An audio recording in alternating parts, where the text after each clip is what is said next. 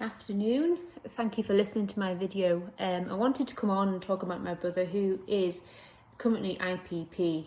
Now he's been IPP for 17 years. He's never ever been released, so he's never been able to go home and see his family since the day of 2005 that he entered prison system on an IPP. Now we know the IPP system's been abolished. And it doesn't help because we're no further forward of where we need to be. And really, all the families concerned are still on IPP. All they really want to know is that can we get these current IPPs home safely? And if not, can we get them resentenced? It doesn't seem a lot to ask for when we're constantly going through stress, anxiety, trauma. Not just the IPPs, but us as family members as well.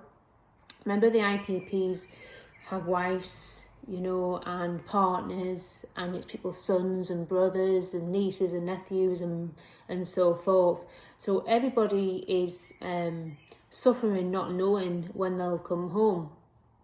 Now, the negativity of keeping them in means that there's a significant amount of mental health that's increased massively. And when it comes up to parole, and they haven't been on all the different courses and things like that because they can't get on them because they're not going home yet and they're not a priority.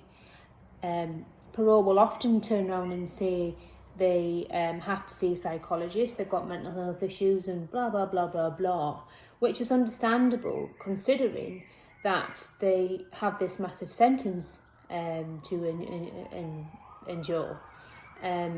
It would create them to have these things because the system itself and the time spent in the system creates bad mental health, because locking anybody in a room for that amount of time and expecting them to be okay is never going to happen. The prison system doesn't work in the UK. All we seem to do is lock them up and leave them languishing behind the door. And like other countries, which I've watched documentaries on, they get them in the car garages, they get them in the community, if it's safe, okay, and I do understand this. But they get them to do things which raises the self-esteem and confidence to be part of something. There's a massive percentage of IPPs and other people in the prison service, but for now I'm talking about IPPs. There's a massive proportion of those that have been in the care system. That is just not a coincidence. A lot of them have fallen through the net, like my brother, who went into care at the age of 5, who was abused badly by his stepdad, slept with a knife under his pillow, thinking his dad was going to come for him. That was his stepfather. And he lived in fear, so he was kicked out of foster homes and he was kicked out of residential homes because they failed to understand that he needed counselling and he needed access to service that he didn't get access to. Then he went to young offenders, and the young offenders, after that, he left the care system when he was 18 with £100 in his pocket, and he was told, "There you go, son, good luck." And he went into the world of crime. He went into crime to survive. He vented his anger towards people, which he's now sorry for after being nearly 40 years old and being in for 17 years. And he had a fight, which was a charge of ABH. His sentence was 2.5 years, and he has done 17 years. So he has done 17 years, and in between that time, he's come from the care system, he's slipped the net, he hasn't had counselling, he's had nobody there for him. I'm the only support network he's got, who are being like a mum and a sister to him. And I've had hundreds of kids in between because I foster, so it's been a really hard task for me. which I do selflessly. It's my brother. I'll run to the ends of the earth for him. And I've been, there for him every day on the phone, for rants and everything else. And I feel wholeheartedly sorry for him. And I'm trying to raise awareness and push this out, because it's never ending. It's another 2 years, and I'm absolutely desperate now. There must be somebody there who can help push this forward and, do something about it, because every 2 years it's another 2 years. This kid is enhanced. He's done 2 years just sitting in the room. He's done nothing.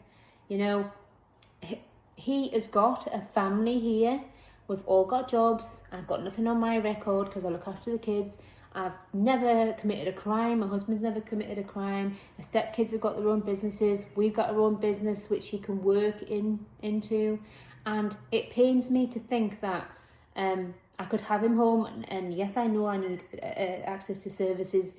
I could rehabilitate him and give him a family, give him love in his life that he needs.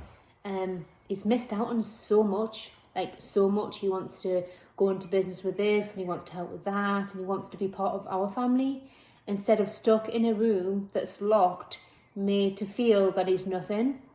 And the life he's had to suffer for it. Instead of being helped through the trauma, he's been locked up. And regardless if he's done the crime or not, he's done his time. He has done 17 years. And my brother went in 20 odd years old. He's now 41. He spoke to me yesterday, which has prompted me to do this video today. And he said to me, I'm absolutely helpless, Sherry. I'm absolutely helpless.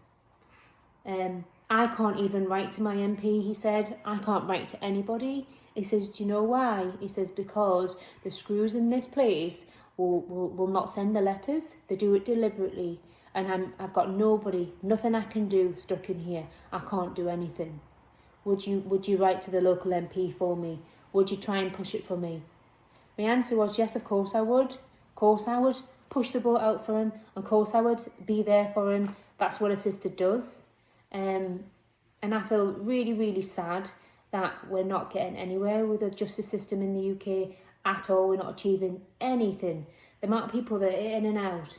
And the saddest thing is that even if my brother came home on tag, he would be so much better off with a loving family, giving him the support and everything that he needs, instead of being stuck in a room and made to feel that he's scum of the earth. Now, being angry because you've got an IPP sentence and upset about it isn't wrong. It's already been admitted that they made a mistake. So why are we not sorting it out? When I get to parole next year and he's done another 2 years and he's done another 2 years and another 2 years, I don't know how long I've got, because every day my brother wakes up, he wants to die. He doesn't want to be here anymore. He can't cope with it. He can't plan anything with his life. He doesn't go, oh, well, I've got a year and 5 months to go, because he doesn't know. It's absolutely torture and ludicrous to have such a sentence that you don't know when you're going home. It is not right. And after 17 years, somebody is doing something wrong. Okay, the last 2 years his enhanced has not done a thing wrong. Came from the care system. He's been let down massively. He's been punished through the justice system for what he's felt like in his childhood, because it's come out in anger. And it's wrong, because all the lessons and all the things he did when he was in his 20s, is now 40, he's learned from them. He doesn't want to be around people that are doing 2 years, banging the walls. He doesn't want to walk out his cell and somebody wants to stab him. And if he does anything, he gets another 3 or 4 years. It's unfair. Jack Jones down the corridor is going home in 2 years. Doesn't matter how much trouble he gets into. The goals that you're giving the IPPs are just totally unrealistic. We need to do something. Somebody's got to have a heart. We've got to sort of, make some pathway plans to send them home. I'm just hoping and praying that I can have my brother home. Everybody else gets an opportunity. I don't really want you to put him in a hostel after 17 years, to put him in a hostel full of people that are doing drugs and then test him 2 years longer. You know, how is that going to work? That's not going to work. He's already been tested for 17 years. How is putting him in a hostel going to work? It's not. He needs to be around his family. You have got a support network here. I will help my brother. I will stand on oath. I will, whatever I need to do, I will help my brother. I've never let him down yet. You can see I've been and seen him for the last 10 years wherever he's been. And before that, his behaviour's totally changed. I have many write-ups from the Gov to say his behaviour's remarkable. Now, why are we keeping him in? It's people that have murdered people and been out in shorter time. That's taken a life. He hasn't done that. We need to be doing the right thing. And we need to be not just saying what we're saying, we need to be doing it. We need to be a bit more compassionate and passionate about things. Give some more empathy. And Lord Blanket needs to sort it out. It's wrong. It's wrong. He's already said that we made a mistake. Okay, you made a mistake. Put it right then. Put it right. And let's have the boys and girls home to the families. Let's rehabilitate them. If you've made a mistake, let's get them rehabilitated. Let's get them a proper sentence. Let's give them some hope. You can't ask anything of anybody if you don't give them any hope. Nobody likes to not know what's happening in 2 years' time with their life. You take everything from them, okay? And it's not fair. My opportunities that my brother had, the last 17 years have gone by like that. Not for him, but it has. And he's missed out on getting married, kids. He's missed out on fixing inside himself, whereas all the trauma he had in his childhood, he's just been locked up for it. He's missed out on so much, so very much. And I, as a sister, are doing everything I can to put that right, to give him the opportunity, to give him warmth, kindness, show him the world isn't such a bad place as he feels in his heart, and people aren't so bad as he feels. I know we can put this right. But at the moment, as a sister, I'll advocate for my brother because he can't do that for himself. As I say, anything he does inside is stopped. Really, really sad that, it seems to be a lot of bullying going on inside by the staff as well. And, if he writes a plain letter to his MP or puts an app in, doesn't get there. Anything outgoing doesn't get sent. Why is that? Why take my brother and put him in your care at the expense of the government and treat him that way? Because you're going to give him back to me at some stage, and I'm going to look out for him and show him the world. But there's going to be a lot for me to fix, and I'm up for the challenge. I've got the patience to do that. I've worked with kids, I've worked with teenagers, all had lots of trauma. So I'm patient enough to listen. But I don't want you to give my brother back when he's too far gone. When his mental health, I can't pull it back. I can't pull his mental health back. Because at the moment, he doesn't want to be here. And that's really a bitter pill to swallow. Because some days, I think, will he do something? Will he actually not be here? And when he's not here, I can't put anything right. But when I've done this video, at least I know that I've tried to do him justice and speak on behalf of him, because he doesn't have a voice. And many of the IPPs don't have a voice. And the crimes that they're doing, the time they're doing the crimes that they've committed, doesn't justify what they've done. They pinched a bike, a mobile phone. It doesn't justify 17 years, 16 years, 15 years. It's absolutely incredible how you can admit that you've done something wrong, but not do something about it. It's criminal.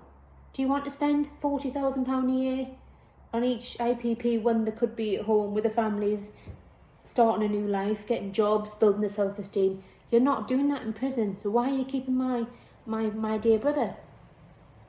You're not doing him any better. I could look after him better. And then he'll have a life. Next year he comes up to parole, be 42 years old. 42. He feels his life's gone. He feels all the skills that he's got.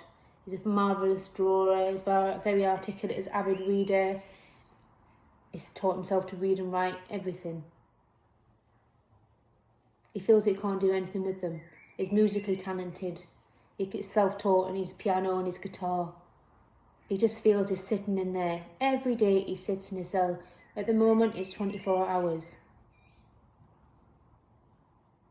How can we be letting this happen?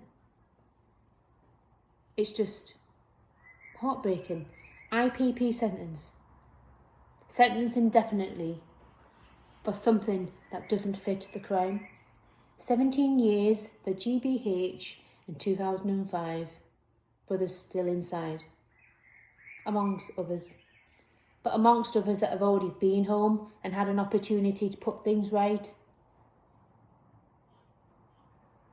He clearly hasn't had an opportunity to be out, to put anything right in his life.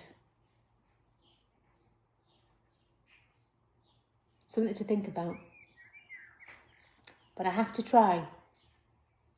Because then I can go to sleep at night knowing that I've done everything I can to help.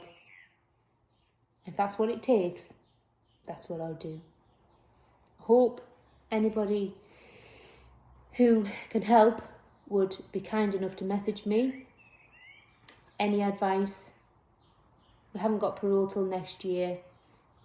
Should have been this year, but it's next year. But I don't know how long we can hang on for. I really don't. But we'll keep going, and thank you for listening.